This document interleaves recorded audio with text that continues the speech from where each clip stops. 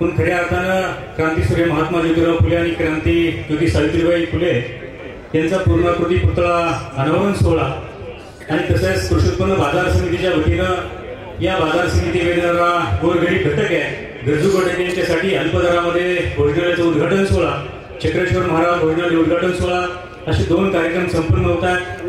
खऱ्या अर्थानं व्यासपीठावर ज्यांची उपस्थिती आहे आणि ज्यांचं गेल्या 2 दिवसापासून व्यासपीठावरती भुजबळ साहेब लक्ष आहे की पवार साहेब आणि भुजबळ साहेब एकत्र येणार, चाकणमध्ये येणार आणि या महापुरुषांच्या अनावरण सोहळ्याच्या निमित्त तुम्ही एकत्र येणार। सगळ्या मीडियाचं महाराष्ट्राचं लक्ष तुमच्यावरती आहे।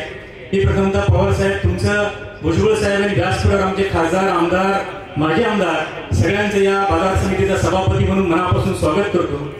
साहेब मी अधिक वेळ घेणार नाही, परंतु एकच गोष्ट मला आवर्जून आणि प्रामाणिकपणे सांगितलं पाहिजे की मी ज्या विद्यार्थी संघटनेतनं राजकारणाला सुरुवात केली, मला आदरणीय अजितदादा वळसे पाटील पवार साहेबांच्या नेतृत्वाखाली विद्यार्थी संघटनेचा जिल्हा अध्यक्ष म्हणून 10 वर्ष काम करण्याची संधी मिळाली आणि पवार साहेबांची प्रेरणा घेऊन आम्ही सगळे तरुण सहकारी राजकारणामध्ये त्या ठिकाणी पुढे आलोय।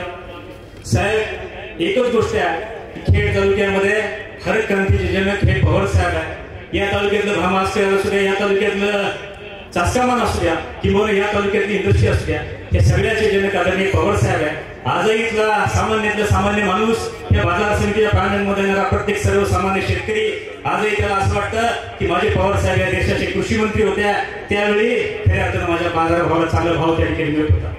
साहेब आम्ही एकच संकल्पना घेतली की या बाजार समितीमध्ये पहाटे 2 वाजेपासून तर संध्याकाळी 7 वाजेपर्यंत 10-12 हजार लोक त्या ठिकाणी रोज येतात। गरीब हमाल कष्टकरी ही सगळी माणसं येतात आणि या सगळ्यांच्यासाठी बाजार समितीचे सभापती म्हणून मला विधानसभा निवडणुकीपूर्वी काम करण्याची संधी त्या ठिकाणी मिळाली। आम्ही सगळ्यात पहिला धोरणात्मक निर्णय असा घेतला की बाजार समितीच्या प्रांगणामध्ये येणाऱ्या प्रत्येक माणसाला शुद्ध पाणी, चांगली टॉयलेटची व्यवस्था आणि अल्प दरामध्ये भोजनाची व्यवस्था त्या ठिकाणी झाली पाहिजे। मागच्या 8 दिवसापासून प्रायोगिक होतो त्यांनी भोजन चालू केलं आहे। साधारणपणे रोज 700-800 हजार लोक त्या ठिकाणी जेवतात। आम्ही पवार साहेबांना भेटायला गेलो आणि भुजबळ साहेबांना भेटायला गेल्यानंतर साहेबांना सांगितलं की अशा पद्धतीने बाजार समिती आम्ही काम करतोय।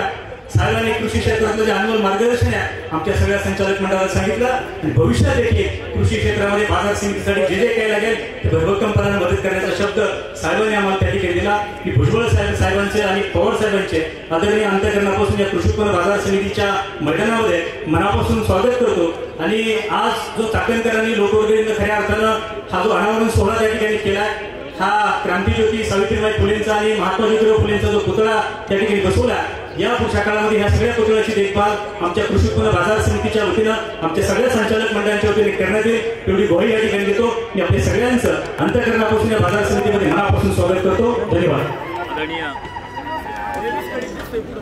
आदरणीय सभापती साहेबांना शतशः धन्यवाद। खरं तर